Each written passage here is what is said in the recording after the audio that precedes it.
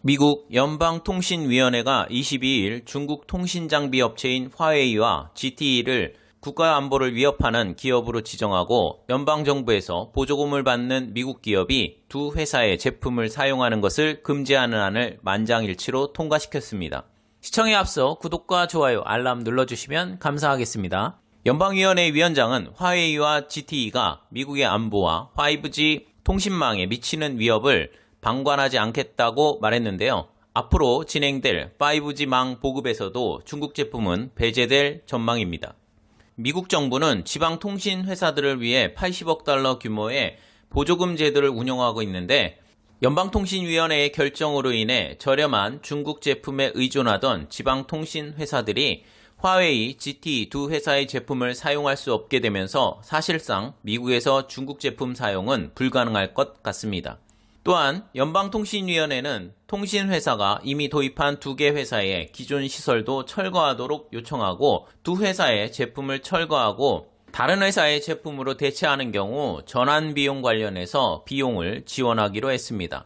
전 세계적으로 차세대 고속통신 규격인 5G의 보급이 진행되고 있는 상황에서 두 회사에 대한 미국의 규제로 인해 타격이 불가피할 전망입니다.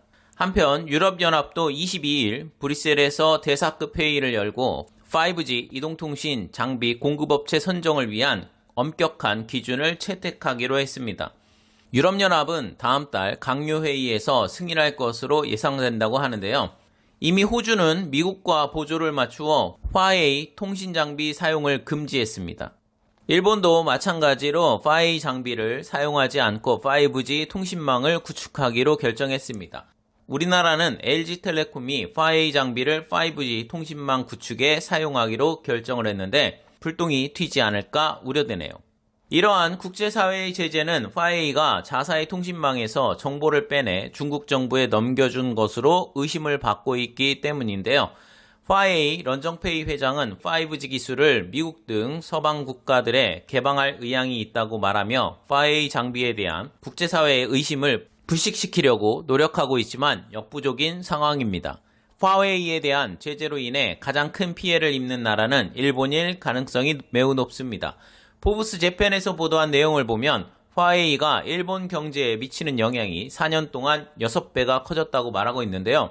화웨이는 작년에 일본 경제에 7,660억엔의 경제 효과를 발생시켰다고 주장했습니다.